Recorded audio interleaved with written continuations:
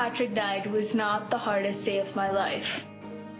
I know I cried in my dad's arms that night and asked for him to fix things. I know I didn't sleep at all that night. But then the next morning, I just kept going from thing to thing, canceling wedding appointments, ordering flowers for a funeral instead of a wedding, picking up pics, writing eulogies, driving around. I just kept going.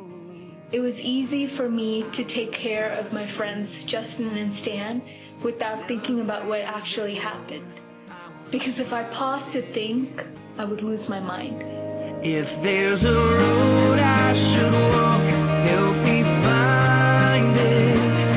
If I need to be still, give me peace for the moment. June 4th was not the hardest day of my life, but every day after that was.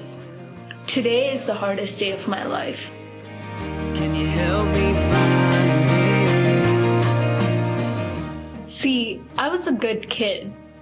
I did everything that my parents wanted me to.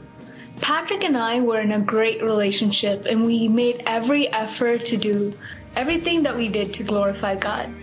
I was at the peak of my life, and everything was going according to a great timeline. I had just graduated from my dream college. I was just about to start my first real job.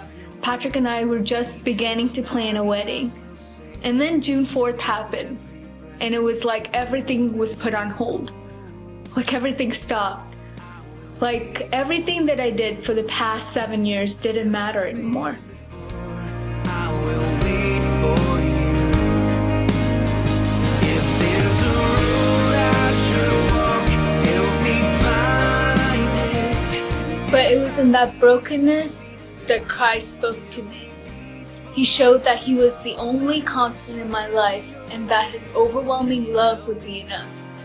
There were days when I only prayed, God, I'm praying because I know that you're there, but I don't really want to speak because I'm hurt.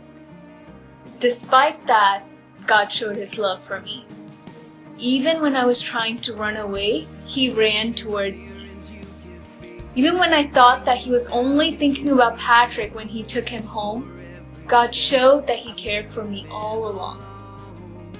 His love was apparent in the people that He placed in my life, through the little miracles, through the unexpected flowers, through the songs that would be stuck in my head when I woke up each morning.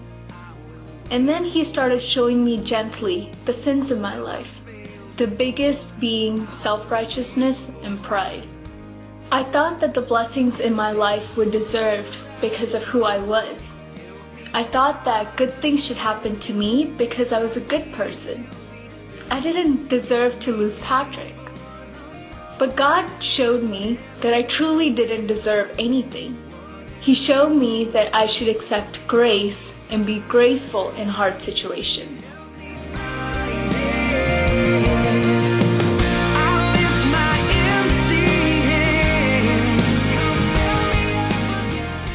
Today is still the hardest day of my life.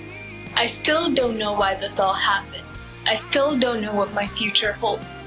But I'm beginning to accept the fact that I don't have to know. I'm not mad at God anymore, and I know I couldn't have gotten here on my own. Every time I wanted to give up, God would put encouraging people in my life or place something in my heart to keep me going.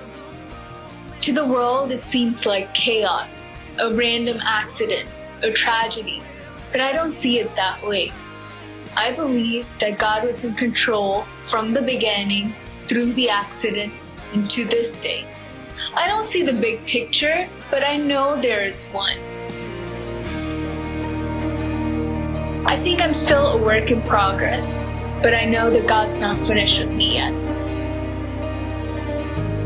I'm Pearl, and I'm a witness.